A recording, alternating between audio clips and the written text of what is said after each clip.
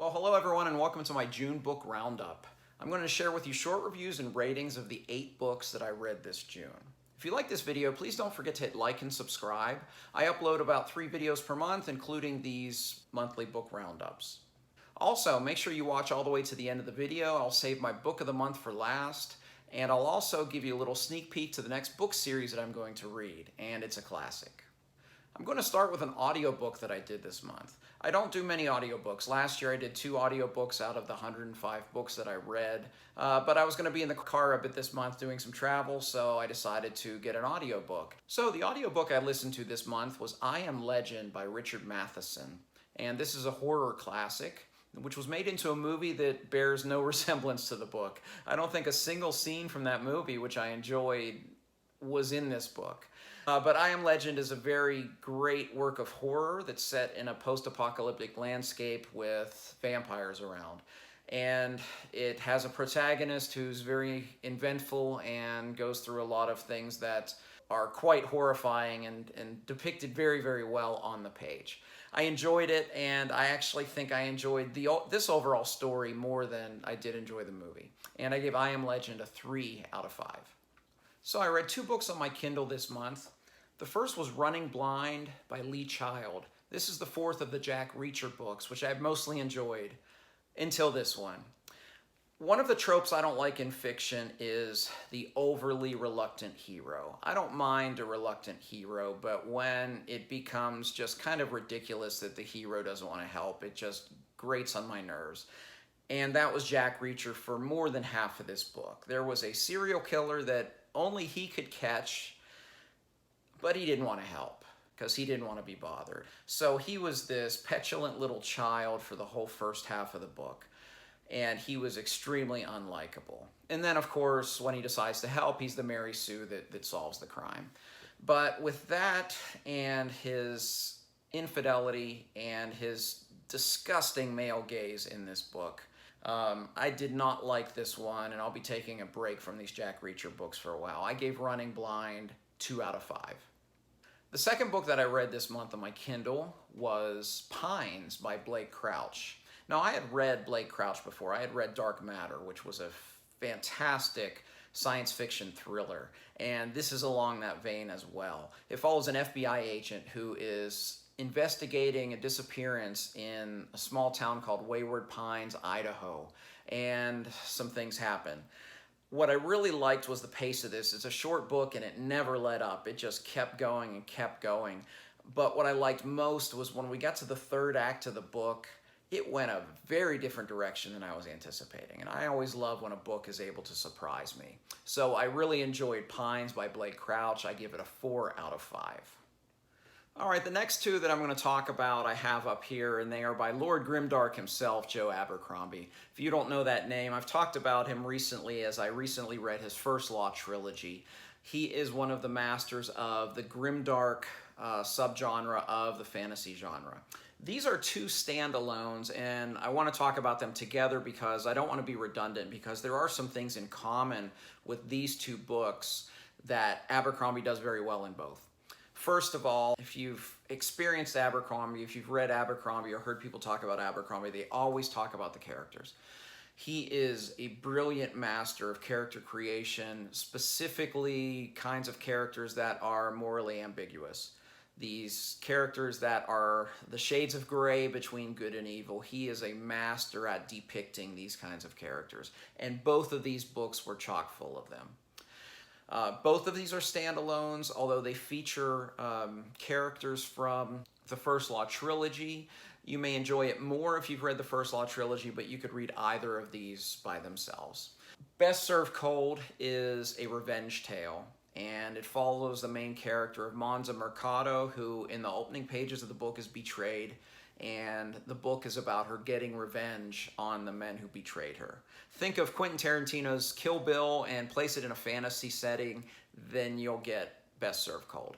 The thing I found most interesting and intriguing and masterful about Best Served Cold was the way that the characters' motivations changed the plot.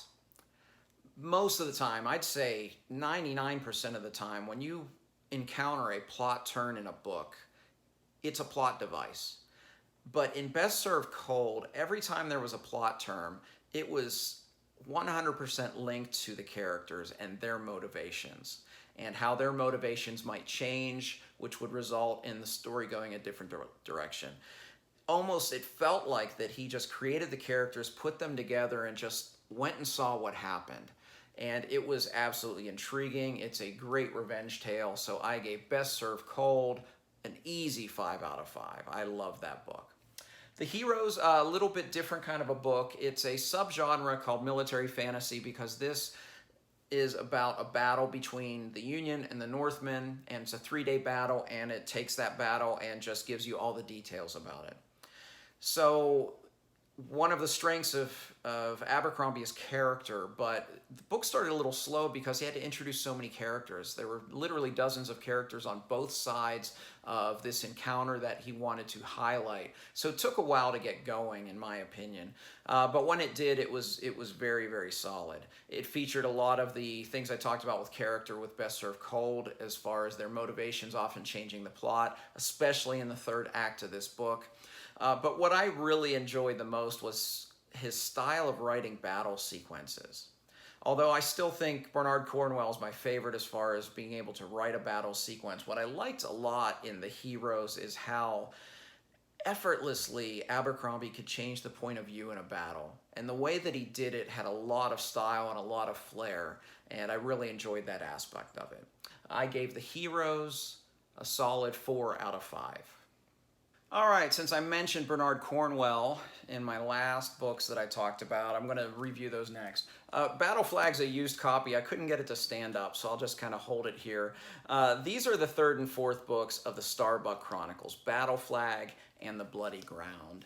And these are set in the American Civil War. And these books follow Nate Starbuck, who's the son of an abolitionist preacher from Boston, who at the beginning of the series is in Richmond when the Civil War breaks out, and he finds himself a soldier in the Confederate Army, and eventually finds himself as an officer in the Confederate Army.